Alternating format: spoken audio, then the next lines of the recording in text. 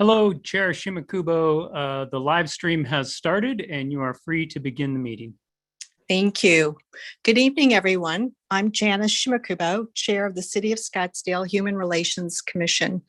Today is Monday, June 14th, 2021, and it is 5 p.m. I'd like to call to order the City of Scottsdale Human Relations Commission meeting. And we'll start with a roll call. Commissioner Day. Here. Thank you. Commissioner Eneman.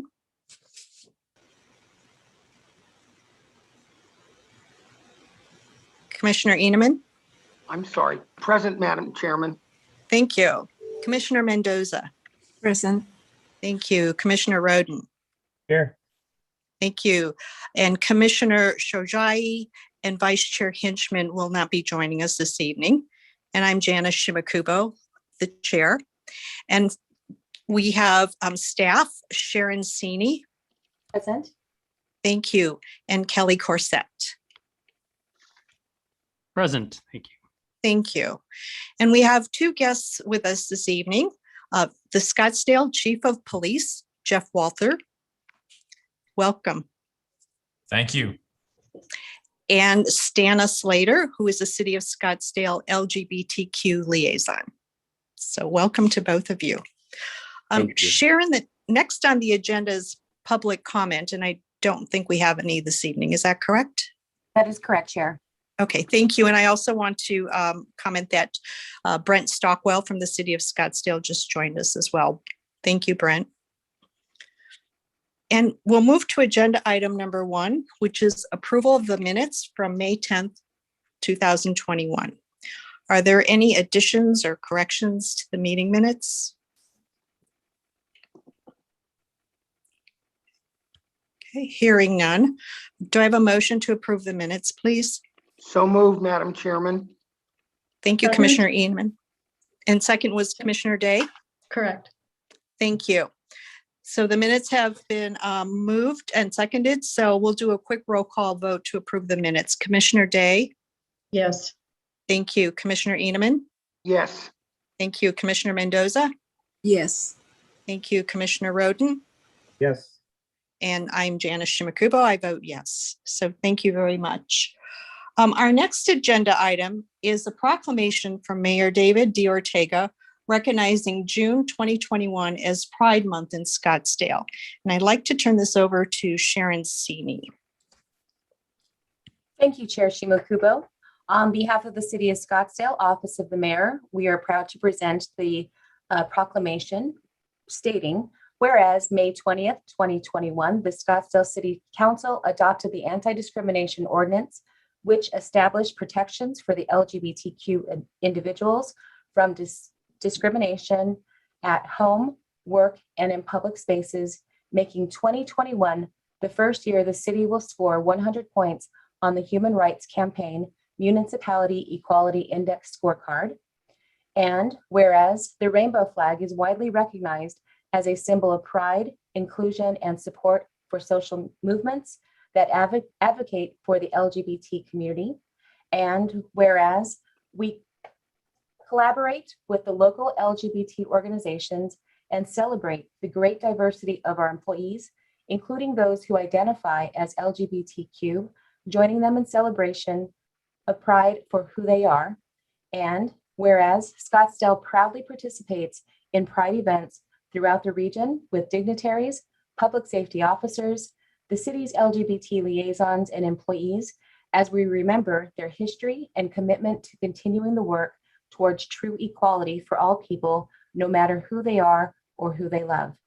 Therefore, David Ortega, Mayor of the City of Scottsdale, does hereby proclaim June 2021 as LGBTQ Pride Month.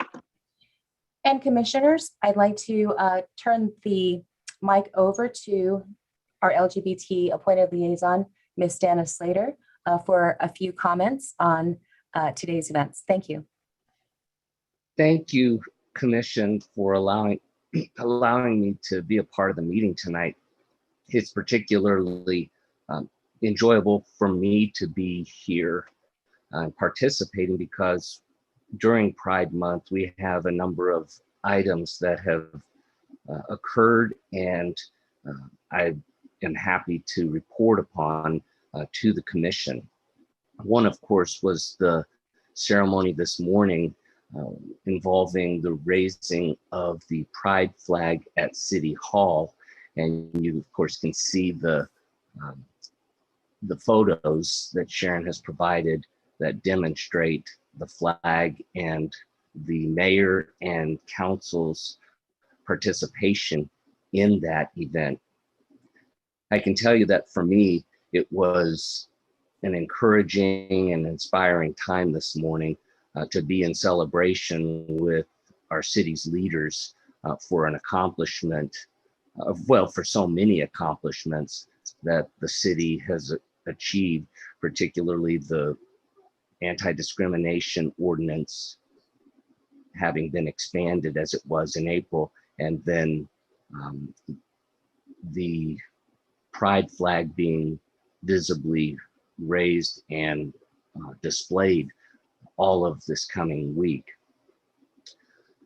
I also want to mention that in conjunction with the proclamation that Sharon just read, there was a great news release issued by Scottsdale's public affairs supervisor, Holly Walther. In that news release, she identified the fact that this is Pride Month and there has been a proclamation made by the mayor. And I was fortunate to be asked questions in preparation for the news release and given an opportunity to be quoted along with the mayor about these events during Pride Month. And I encourage anyone who's interested in the news release to take a look at it, because it is a very encouraging and inspiring message that Ms. Walther put out to the public about a lot of the work that is being done. And of course, this commission has been such an important part of that work. Then one other item I'd like to mention is a little bittersweet, but it involved an interview of me as one of several individuals interviewed by 3TV and CBS 5 on Friday night. Now, the segment focused on recent incidents of vandalism and theft of pride banners at North Scottsdale United Methodist Church. And while that is very troubling and disturbing and disappointing, the broadcast really focused on how the church is responding to what had happened and how they're determined to continue their efforts to reach out and show their acceptance to the LGBTQ community. And I was asked to participate in that segment as a representative of the city to talk about, among other things, the efforts that the city is doing to try to promote pride. And they wanted to know how we felt about this these unfortunate incidents of crime at the church. It was a short segment, and to merge what happened to the church with what the city is doing was a bit ambitious for the interviewer, but I was able to tell him many of the things the city has done, and I tried to dovetail the fact that this was a church that was showing acceptance for the LGBTQ community with the principle that Scottsdale is a golden rule city. Unfortunately, in the end, because the segment was so short, my quote was pared down to a statement that I made that communicates that the city wants to promote more conversations that will help people better understand the LGBTQ community. I had hoped they would include a lot more of what I had to say, but given the circumstances and the focus of the segment, I understand that that all couldn't be included. But I am happy to report that I was able to be a part of that television segment and communicate the fact that the city of Scottsdale is very interested in these issues and is taking steps to try to help promote equality in Scottsdale.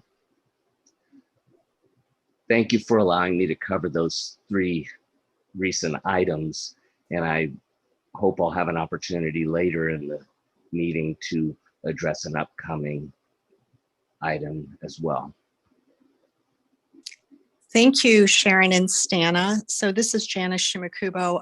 First of all, I'd like to thank Mayor Ortega for the proclamation. That is a very it's a big deal because I believe this is the first time it's been done. So we're very, very pleased that this is moved forward. And I'd also like to thank Stana for your leadership and really just being the voice for the LGBTQ community in Scottsdale and for all the support that you've shown us through the years. Are there any my pleasure comments? and my honor. Thank you. Oh, we really enjoy working with you. Are there any commissioners who'd like to ask any questions or make any comments? I see Commissioner Roden. Hi, I too want to commend Stana, and as you said, Madam Chair, appreciate, the work that you do, not only the work that you do, but the care that you do it with. As we all know, this is not necessarily an easy topic in the city, unfortunately. And the way in which all of us are moving the needle, that flag hanging up there matters to young people, right? It matters to older people as well, but it especially matters to young people who are starting to see that this city that they live in, that they're growing up in, is truly going to be representative of that their lived experiences and their identity. And so I'm really encouraged, by the work that we've done. I appreciate the mayor and the city council for all their efforts. And, I really look forward to moving this rock up that hill a little bit further. And with your help, I know we'll get there. So I appreciate that. Thank you. Thank you, Commissioner Roden. Okay. Well, thank you again, Stana and Sharon. And we shall move on to agenda item number 3, which is presentation and discussion with Scottsdale's new police chief, Jeff Walther, regarding the Scottsdale Police Department vision and priorities. And I'd just like to give a little bit of background about this before we turn this over to Chief Walther. But on May 27th, Sharon Sini, Vice Chair Hinchman, and I had an opportunity to meet with the chief. And we also met with 3 of his assistant chiefs, Assistant Chief Gandara, Assistant Chief Slavin, and Assistant Chief Leduc. And we had a really engaging and such a productive meeting. It was very, very exciting to hear Chief Walter's vision for the department. And we are honored to have him here tonight to speak to all of us and share his thoughts. So Chief Walther, thank you again for being here this evening. Thank you, and I appreciate it. And we did have a wonderful conversation. If Stana's still on, I want to give her a shout out just to say hi, and I'll see you on Thursday. Stana's on my community engagement group, so it's great always to get more information and updates from her. So thanks, Stana, appreciate it. Thank you, Chief. Although I have to say, the next item I'll probably be talking about is that I'm going to have to miss the meeting on Thursday for an official city event that Sharon, the mayor, and I will be attending. But it's great to see you, and thank you for the shout out. Well, I will. I'll miss you, and then we'll you and I will catch up later. I appreciate it. Thank you. Sounds great. Thank you. So yeah, I am very thankful to come before the commission today. And like I said, we had a wonderful conversation at the end of May to talk about things that we have going on. I don't want to steal too much of your time, but to kind of just give an outline to the commission about those things that and changes that we have going on in the organization as we move forward. I think, Janice, one of the things that we talked about really was some of the new units that we had rolled out and changes that we were making in terms of community engagement with both internal to the organization, kind of leadership goals and conversations internal to the organization and external to the organization. But some of the things that we've rolled out just recently, one of them is a new human exploitation unit. We have been doing internet crimes against children investigations and human trafficking investigations for a long time.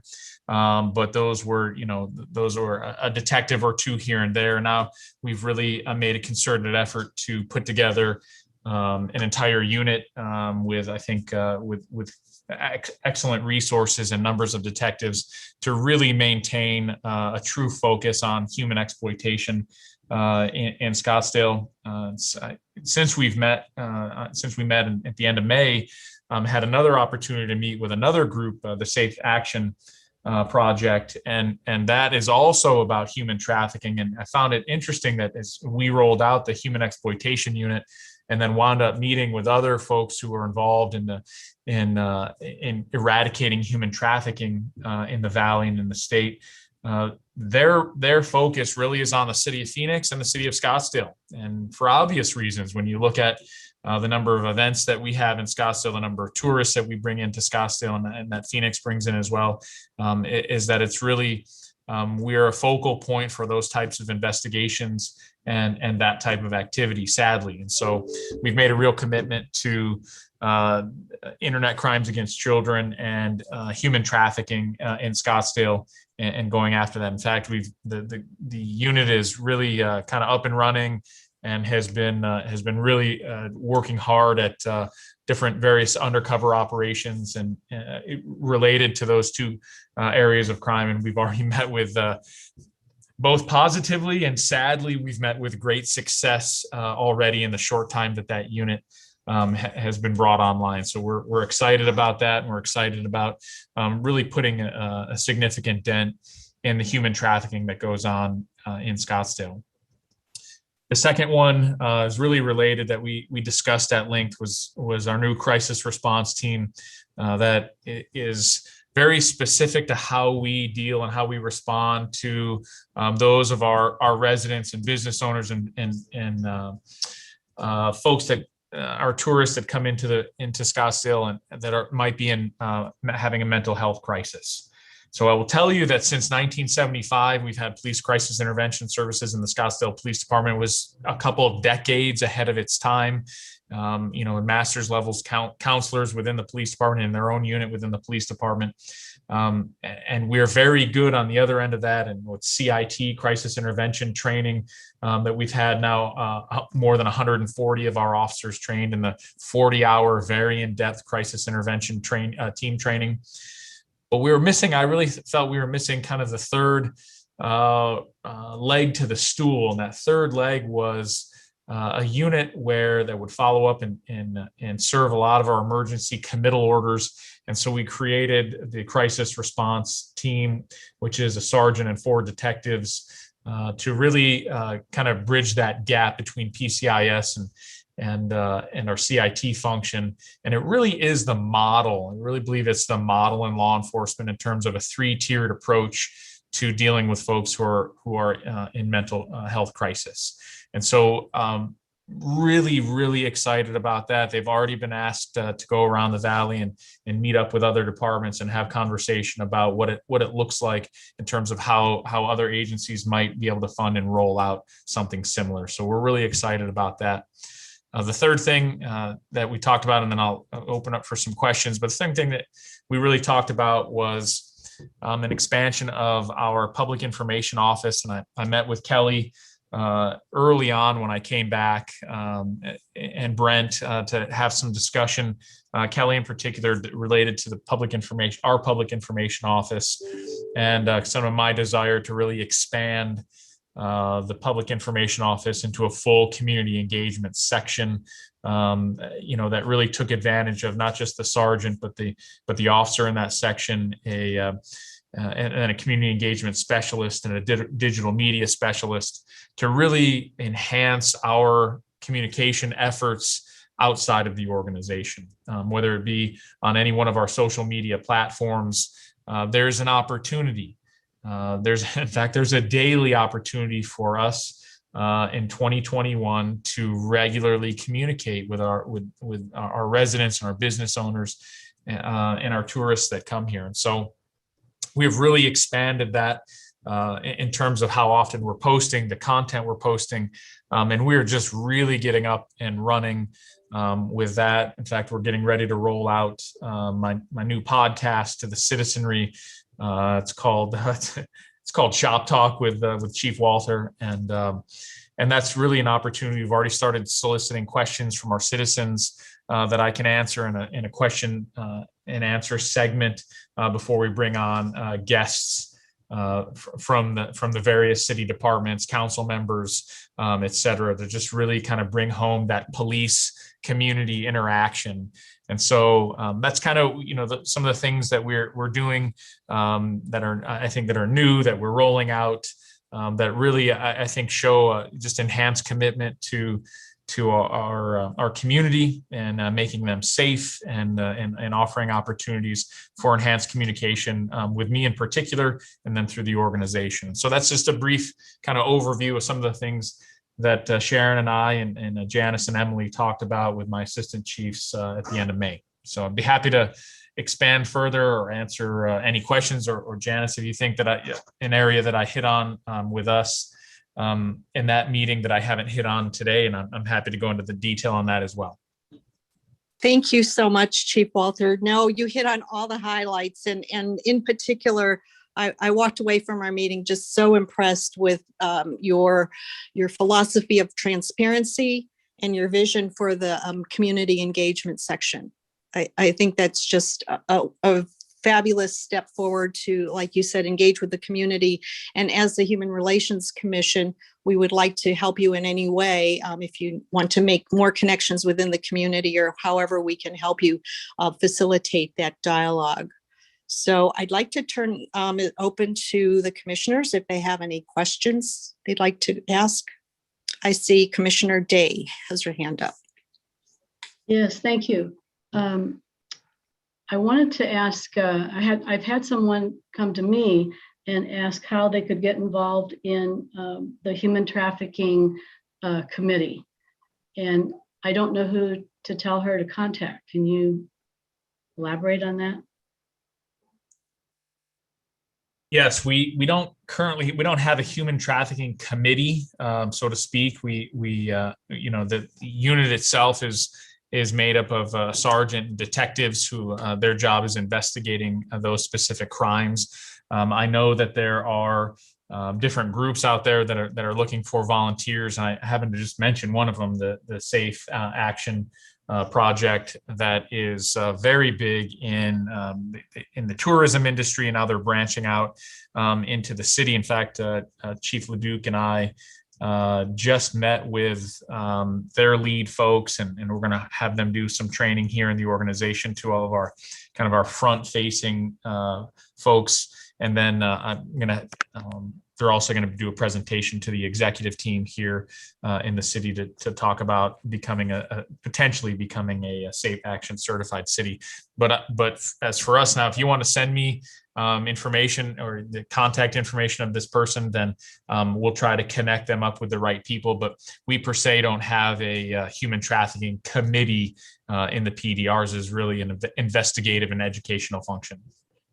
Okay, I will send you her information. Thank you. Okay, you bet. Are there any other questions for Chief Walther? Okay, I don't see any more raised hands. So Chief, thank you again for your leadership, and please know that you're always welcome to attend our meetings.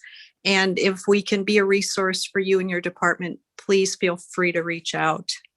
Thank you again for joining us.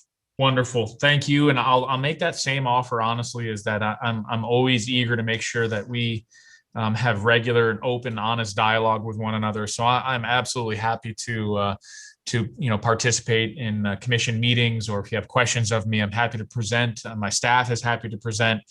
Just want to make sure that we have that real positive and open dialogue with one another. So thank you very much. Absolutely. Thank you. Okay, we will now move on to agenda item number 4, which is presentation, discussion, and possible recommendations regarding the Commission's strategic plan in 2021 activities and updates.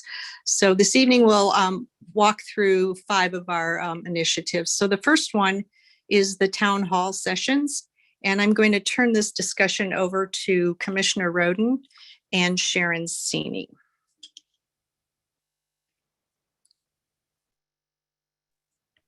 Awesome. Thank you so much. It's been a while since I've been on Zoom. I was like, I'm on, you're on mute. I just wanted to quickly go over some of I'm not going to read the whole review that we put together. 1, because it's still in draft form, and 2, because I don't want to take up all the time.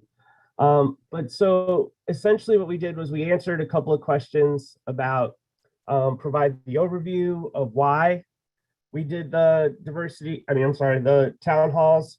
And essentially it's the short answer is that it's sort of an extension of the dinner and dialogues that we had, and moving it to a larger space because of COVID, a plethora of other reasons, the climate of spring and summer of 2020 sort of helped precipitate the need for us to be able to, or the want, I guess, for us to reach out and have conversations about some of the things that were going on both in the city as well as in the overall country, if not the world, about issues pertaining to diversity and inclusion, but also race, some of the issues Stana talked about, and just so many other things, to try and create a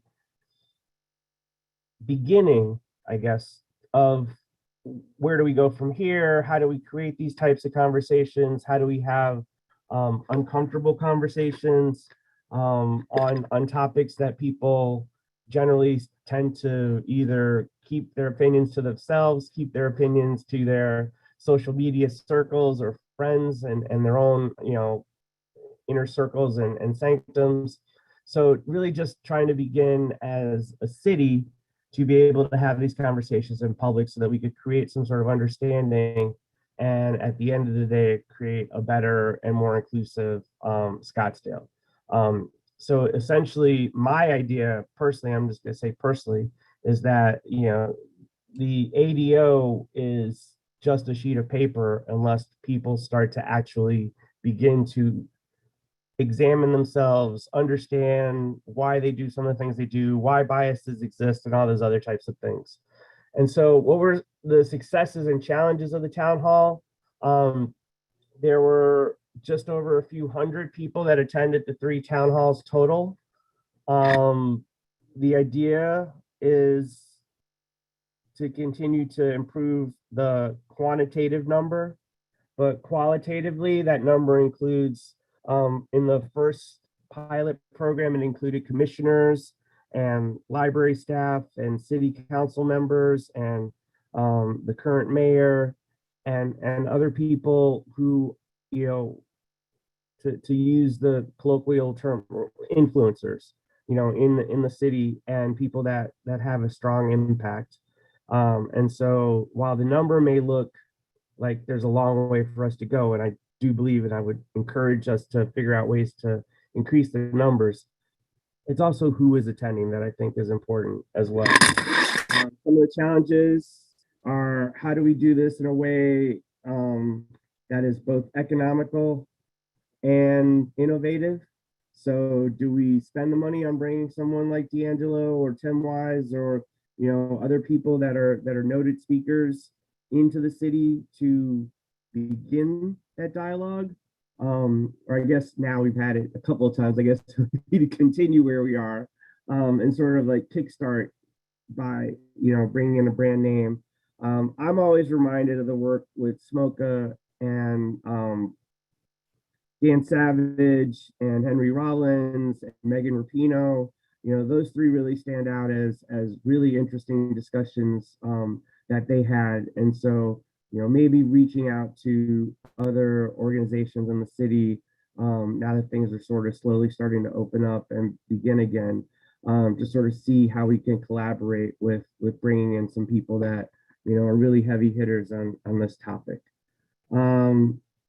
Just a brief overview, September 10th, 2020 was the very first town hall. That was our soft launch, as we call it, where we had members of the Scottsdale boards and commissions. We had surveys that we elicited, and we have those results as we wait for the commission can see the results of the survey. We've had conversations about it post haste after in our October 2020 meeting. In October 2020, we had the first public town hall, and there are 47 registrations, 20 people were online. That does not include the number of people that watched it after the event took place and the number of people that watched it on YouTube or other places. And then on November 19th, 2020, we had an online discussion, and the title, I'm sorry, was "What's Scottsdale's Story?" And then our last town hall was earlier this year, spring, on April 28th, in which we had, the first two town halls we had panelists and we had people participate and ask questions. We had questions of the panelists. We had a moderator. And then for the third town hall on April 28th, we just had a moderator, and we opened up with a series of Zoom questions and Zoom surveys that sort of began to kickstart the discussions and topics that were to be covered at that particular town hall. And the title of the last town hall was "Riots, Racism, and Reconciliation." And so we used the impetus of the melee that took place at Fashion Square Mall. I will call it a melee. And as a conversation of just what I just said, right? How words matter, how impressions matter, what do we see, those types of things. Moving forward, there's a lot of ways in which we can do this. One, and I really hope the rest of the commissioners feel this way, it's hard to do these types of things and have these types of discussions. And as I said earlier to Stana and the proclamation, visibility matters. And if we say no and we just this isn't working, then that sort of shuts down the whole idea of the types of conversations that we want. And so I really encourage the commission to consider my idea, and hope is that we have another town hall in September and then a second one in November, right before the holiday season, similar to what we did last year in 2020. Take the summer, obviously, to relax, regroup, recharge, all those types of things, and then really move forward in earnest in ways that I am extremely eager to hear, ways in which to increase numbers. Not necessarily impact. I think the impact is there. I just think ways in which to have the impact and the reach, be broader to more people. Do we hold it live on the city's, channel 11 or the city's TV page? Do we put up billboards? As I was driving today down Scottsdale Road, I saw the 70th birthday flyers, and I absolutely love them.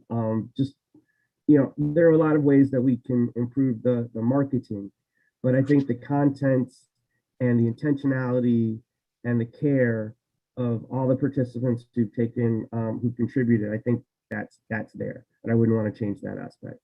And with that, I will turn it over to you, Madam Chair, with questions or comments. Okay.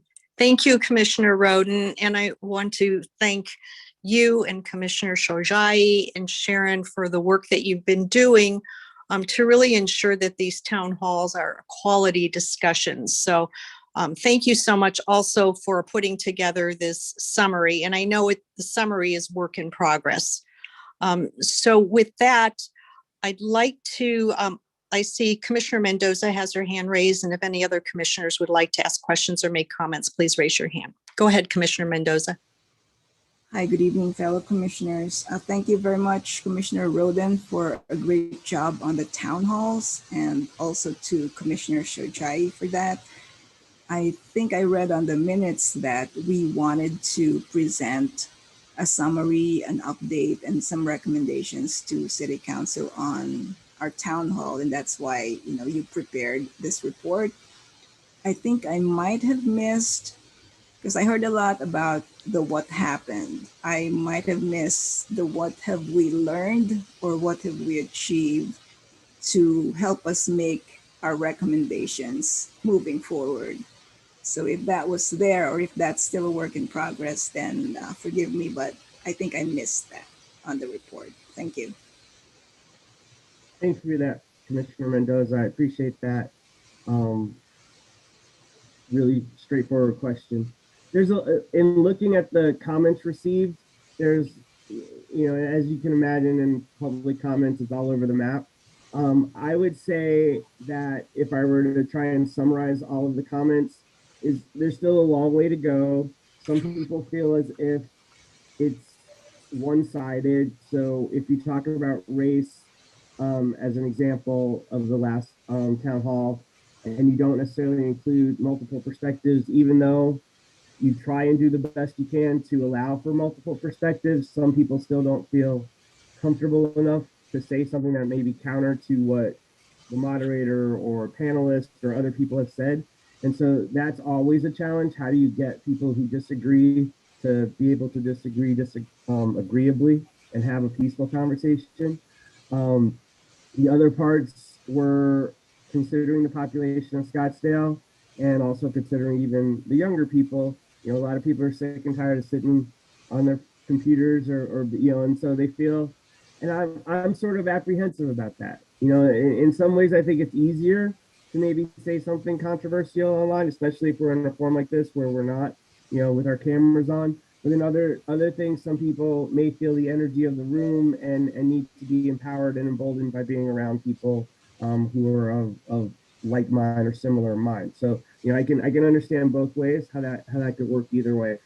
The other part was that there is still a strong need for us to figure out, even if we go live in person, I still want to be able to have an LCD projector and use Zoom or some type of way in which we can create immediate poll results via telephones or some kind of way for people to do that, because I think seeing the numbers when you're sitting there as opposed to after the fact or those types of things really can sort of elicit moving the dialogue further, right? Oh, I didn't know people thought this way, or oh, how can we have those conversations? And so trying to figure out a way about audience participation and challenging some of the biases. I'm reading some of the comments about these types of forums are important, but there's so much more than just a single group. So ironically, the danger of a single story was our topic, but just trying to be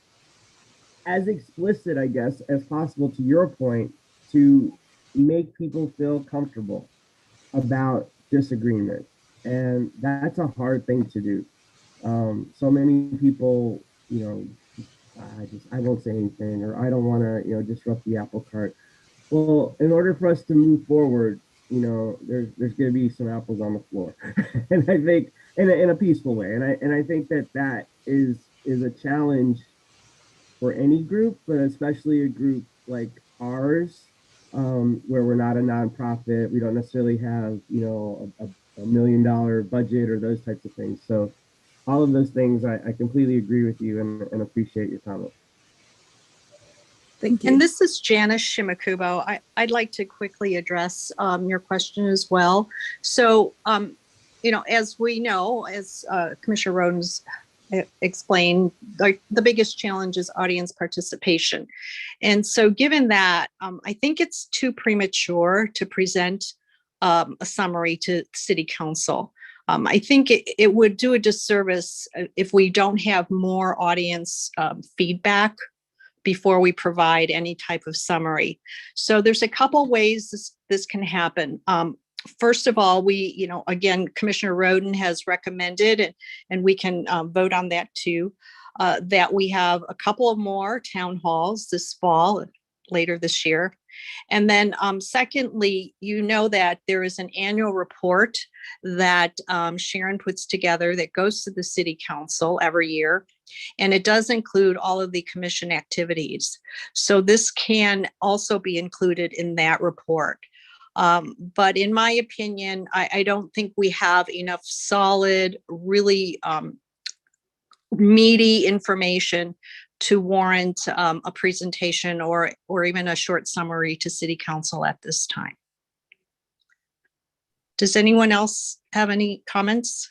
Commissioner Roden? Madam Chair, the only thing that I would say to that is maybe not a report, but an encouragement, maybe in the public comments where you or one of us goes and sort of encourages to put it on the public record, I guess, to let people know that it's there and it's something that's coming up. And so once we have a date, maybe go to the City Council meeting, not so much for a report, but to say, hey, we encourage the City Council to promote this particular town hall meeting. It would be a great way to increase diversity, that type of thing. So not a report, just maybe ask them or have them help us in our messaging and marketing. That's an excellent point. Thank you for bringing that up. Are there any other questions or discussion about this topic? I'd like to quickly just ask the commissioners then, are you all in favor of having 2 more town halls, and asking Commissioners Roden and Shojai to move forward? Commissioner Eneman has his hand raised. Thank you, Madam Chairman. And Stuart, thank you for your report. As always, it was comprehensive and extremely informative and insightful.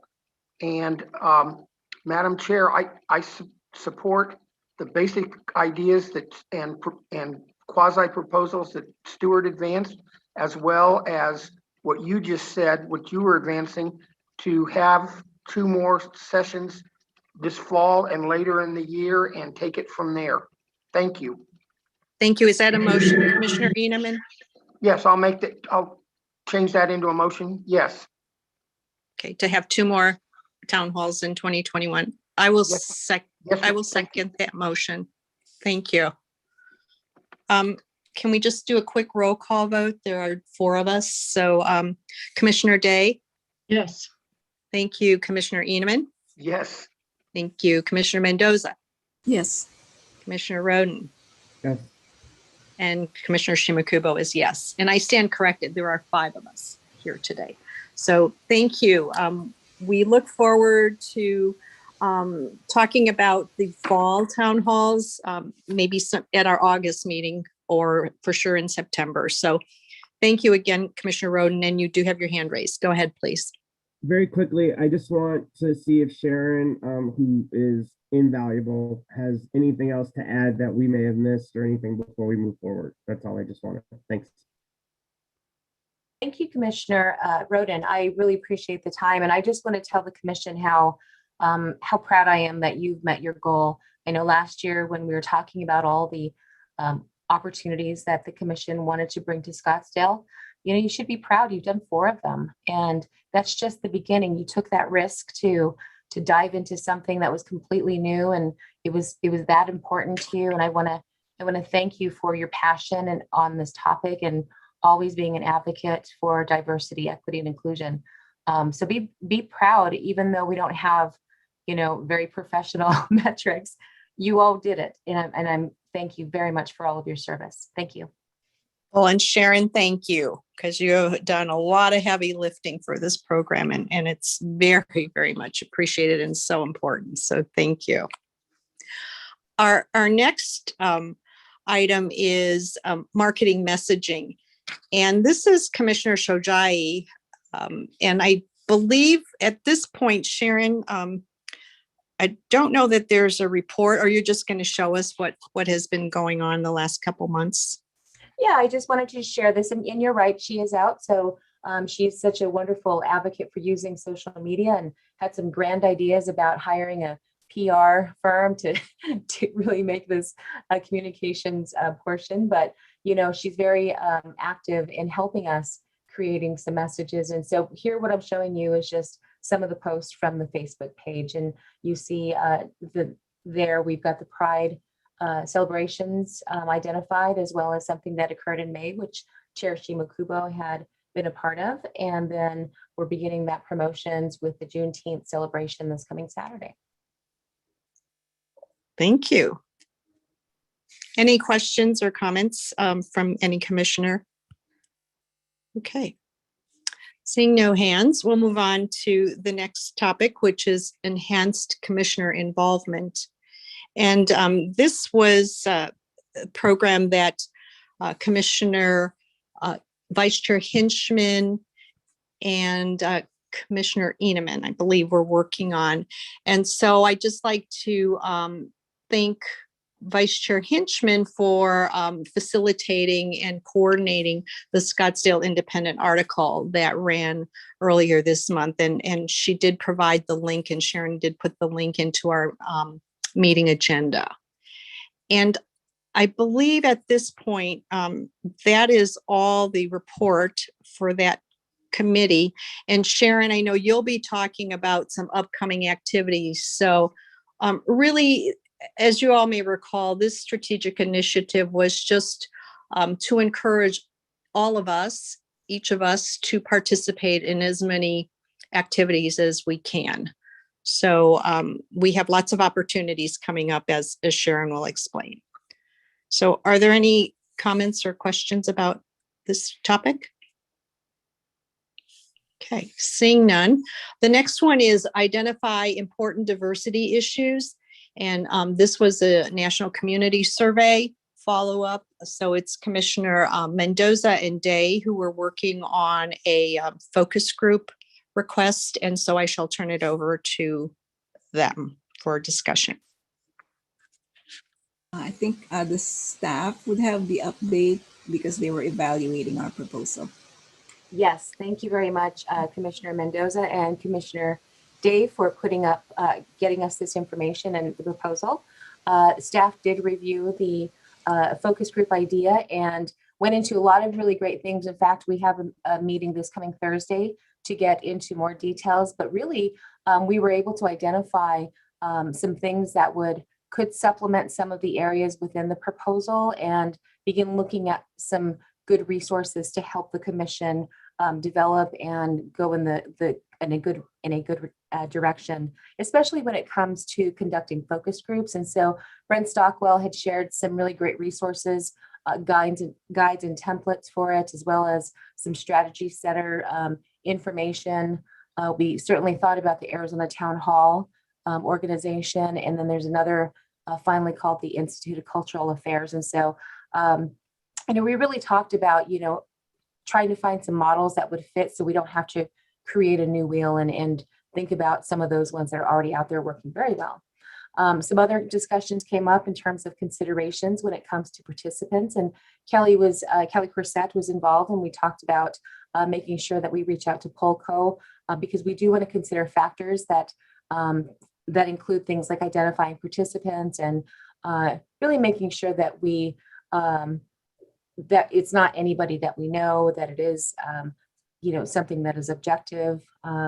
So that was some preliminary work was still needed to be done around that. We also talked about the number of groups. There were 6 identified and how we might consider a few options. Certainly we recognize that the deliverables are around the data points and those gaps to be closed that were identified in the National Community Survey. And so, one of the things, how can we integrate, some of those subject areas into things like, say, the town hall. So there are opportunities where there might be some overlap or some opportunity to align them. So that could result in a lower cost. When it comes to resources, the team had asked me about other community diversity assessments that we had been exposed to, and we knew that other cities were doing, such as the town of Gilbert. The city of Mesa recently did one. The city of Chandler also did a community diversity assessment. So those were some things that we felt that were also very important to see what they did, how well they did it in their focus groups, and what kind of recommendations they garnered from that. And then finally, we discussed the budget. Certainly, you all know that within the diversity office, we had been allocating a certain amount of money, which was about $5,000, to take care of current projects such as the Golden Rule celebration. We've got things, earmarked for food for the commissioners, and basically, is there an opportunity to look at those budgets areas and reallocate those to this project? Now, what that means is that it would take away from the other projects. So those are, that was one consideration. And at this point, that's where we got. And I'll, if Brent or Kelly would like to add any more, that again mentioned, we are going to be going into more detail about what I just shared with you with Commissioner Day and Commissioner Mendoza on Thursday. Thank you. Thank you, Sharon. So in summary, it's still being investigated actively, it sounds like. And so you have many possible ideas, which is outstanding. So yes. Thank you. I see that Chief Walther left, but I should have brought it up when we were with him. But at the meeting on May 27th, we did bring up the NCS survey and, talked a little bit about that one question about the perception of law enforcement treating residents fairly. And we explained that we were hoping to have a focus group, and he and his assistant chief said, yes, they would be very interested in hearing what those focus groups brought up about that particular item. So there's interest in other groups too, it sounds like. So thank you, Sharon, and thank you, Commissioners Mendoza and Day. So the next item is city relationships. And this is the initiative that I'm working with Commissioner Eneman on. And this is our attempt to meet with different departments within the city to really ask to collaborate on promoting diversity and inclusion within Scottsdale. So as you just heard, Commissioner Eneman was unable to make it, but Vice Chair Hinchman, Sharon, and I met with the Scottsdale Police Department last month. We are still trying to get meetings with the Human Services Commission. And this fall, after the school year starts, we would like to get on the agenda of Scottsdale Unified School District. We are still waiting to hear from the library to see if there's a way we can move forward. And that is it for that particular item. Are there any questions or comments? Okay. And I'd like to thank Sharon, who's been so helpful in setting up these meetings and making the connections. So thank you, Sharon, for persisting. And our next agenda item, number 5, is presentation, discussion, and possible recommendations regarding a land acknowledgement statement.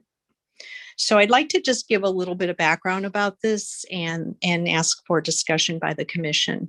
But a couple years ago, I was talking to a couple people about, many meetings nowadays are starting out with a public land acknowledgement comment. And so this is just something that I thought would be really appropriate for the Human Relations Commission. And then, of course, the pandemic hit. And so that idea just kind of got put to the side. But I do want to thank Commissioner Roden for providing me with a guide about land acknowledgements, which was very helpful. And so I just want to, summarize kind of what the land acknowledgement is and talk about how we might incorporate it. So a land acknowledgement is a formal statement that recognizes the unique relationship between Indigenous people and their traditional territories. And so as you all know, Scottsdale sits on the land of the Pima and Maricopa tribes. And so this acknowledgement is really a step towards greater public consciousness of this land, the traditional land, and to promote equity and reconciliation. So it's thought that a very short land acknowledgement statement, maybe 2 or 3 sentences, to open up our meetings might be appropriate. So I am working on a draft with Sharon, and before we go further, I'd like to just ask the commissioners, do you feel this is something that we should be doing? And if so, I think it would be appropriate to do it the next time we meet in person as opposed to a Zoom call at this point. Are there any comments or questions?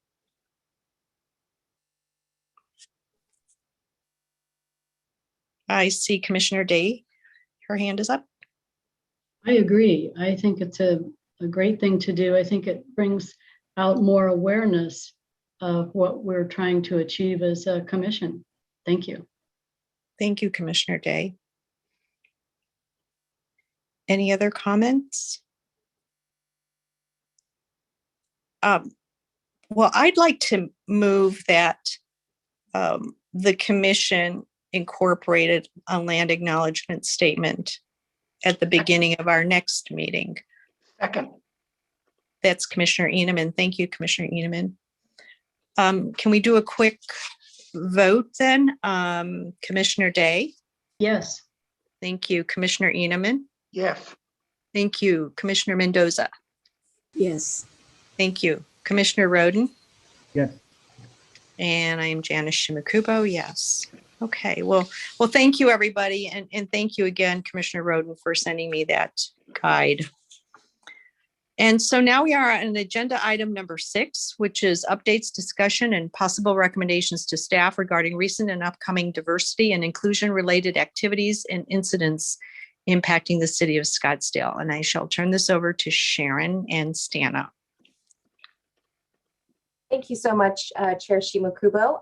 Let's go ahead and start with the 70th anniversary event, and I'll ask Kelly Corsett to give a brief update since our last meeting. Thank you. Thanks, Sharon and Chair Shimakubo, members of the commission. So the city's 70th anniversary of incorporation is on June 25th. And to acknowledge that, we're really doing 2 primary celebrations, if you will. There's on the 23rd, there's a presentation that's open to the public at Scottsdale Library featuring Joan Fadala, one of our community historians, who will be talking through sort of I think the main points of Scottsdale's history and maybe some particular noteworthy things in the 70 years since the city has been incorporated. So that's really the sort of educational side of things. And then on Saturday evening, the 25th, we are hosting what we're calling the Legacy Quest, which is a scavenger hunt of sorts in Old Town Scottsdale, which will take, we're asking people, it's free, but we're asking people to register. They'll come and they'll check in, they'll get a series of clues, and then walk around Old Town and discover things. And then when they complete it, they'll get a little prize package. And right now we're advertising that. We're hoping to get more folks registered for that than we have now. I think right now we have around 65 registered, and we're hoping to push that up over the 100 mark just to hopefully get some more activity into the Old Town area. You know, this was a little bit different just because summertime is, as evidenced by the fact that it's almost 6 o'clock, so it's still 109 degrees according to my phone.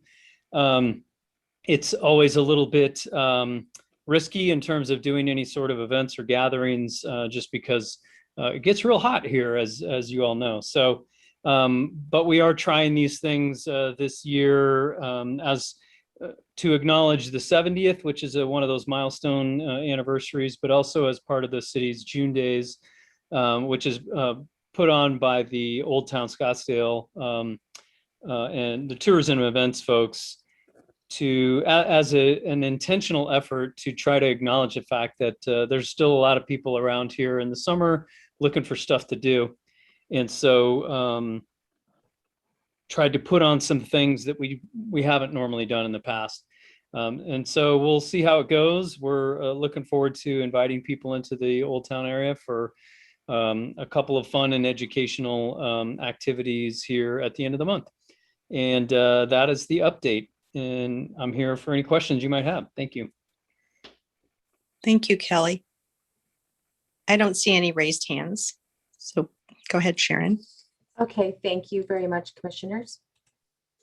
Okay, the next bullet is about Juneteenth, which will be on this coming Saturday, June 19th, at the beautiful McCormick Steel and Railroad Park, located at 7301 East Indian Bend Road. And as you know, this is a family-friendly community event, and it's free and open to the public. And we are working with a great group of young folks, young adults who are called Generation BLK. We also recently did a news release that features some of their quotes. And so not only did it tell them about the live performances by rap artist Torrey Masters, Wonice 500, and violinist Jonathan Livingston, but really just talking about how special it is to them. So one of them, one of the organizers is Chanel Ballard, and she says, Juneteenth is a very valuable and necessary to the culture and our community. It's important for us to understand the hurdles we went through as individuals and as people. This day brings solidarity for all of us. It also is our chance to share our culture and education with the community. Likewise, with Indica Rivers, who is another organizer, says, as someone who grew up acknowledging Juneteenth, celebrating the way we should as a community has always been a must.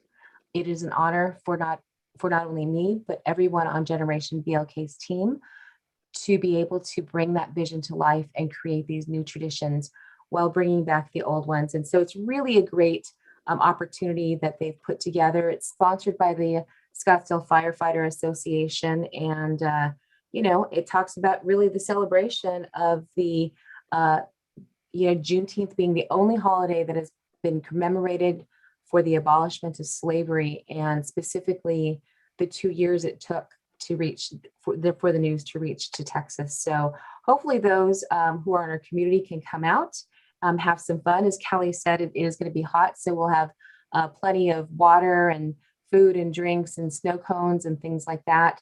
Out there, we'll have a cooling area, but it is from 2 p.m. to 7 p.m. So hopefully we'll see some folks out there and enjoy some good music and community togetherness. With regards to the next bullet point, well, are there any questions about, let me just double check the hands. I don't see any hands up. No, there aren't any. Okay, thank you.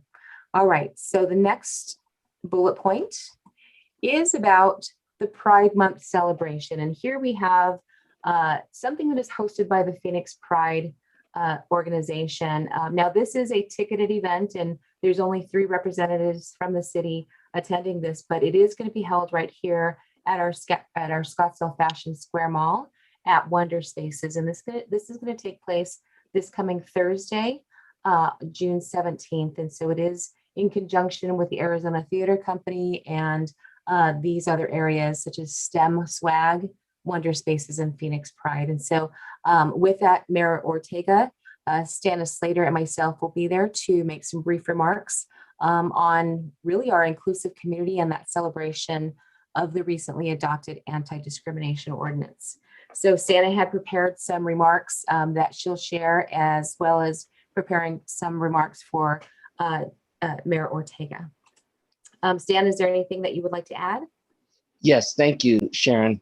I think that one of the most significant aspects about this particular event is that it is entirely organized by businesses and a nonprofit that wants to promote Pride during the month of June, and in doing so reached out to the city of Scottsdale and asked us to participate with them by sending the mayor and Sharon and myself to be present, and in the case of the mayor and myself, to give some brief remarks. I think this is so significant because it demonstrates that out in the community, we at the city of Scottsdale apparently are starting to be seen as a governmental entity that it makes sense to invite to something like this and have participate in the event. Of course, we've had a lot of public notoriety in recent about our support for the LGBTQ community, particularly by the expansion of the anti-discrimination ordinance. That is obviously a big deal, but thanks to Sharon and this commission, we've been doing a lot of other events and receiving a lot of attention out in the public. And I just want to say that this event coming up on Thursday and the way we were invited to participate in it is evidence of the fact that our work is paying off. Very nice. Thank you so much, Stana. Thank you, Stana. That's remarkable. Fabulous. Enjoy. Thank you. Yes, we will definitely take some pictures and post some on social media as well.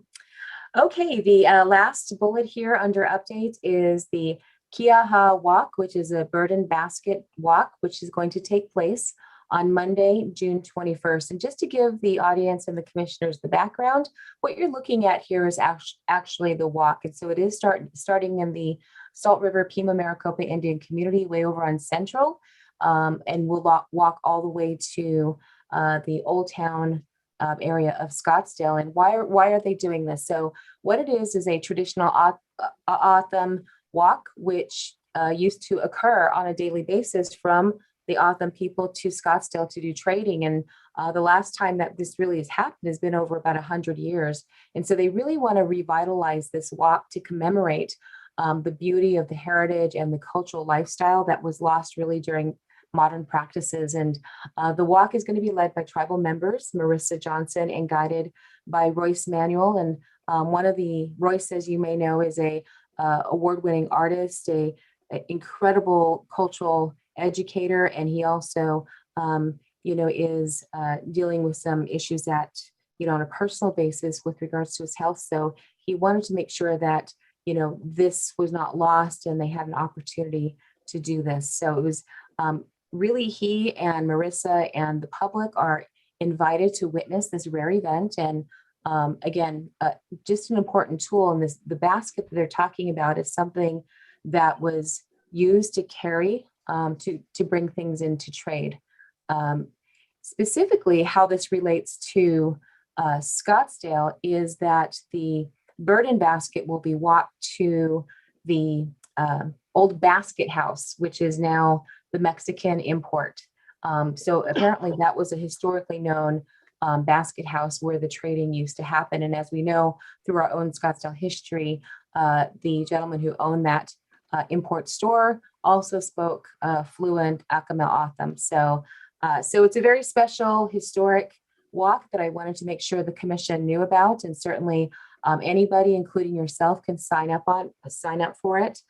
You can search Facebook. That's where the easiest information is by searching Kia-Ha and then walk. You can also put burden basket and that should pull that up right away. And there is a Google form to sign up, so that way they know who's coming. But it is starting. The morning prayer will be at 4 a.m. and the walk will start shortly after and end up in Scottsdale, where the mayor of Scottsdale will be there and make sure that we have an appropriate welcoming for that right outside within the Scottsdale Mall, outside of the historic oh, I'm forgetting the name, the historical school that is there. It's a historical center. I believe I'm messing up the title. My apologies, but that's where it's going to be.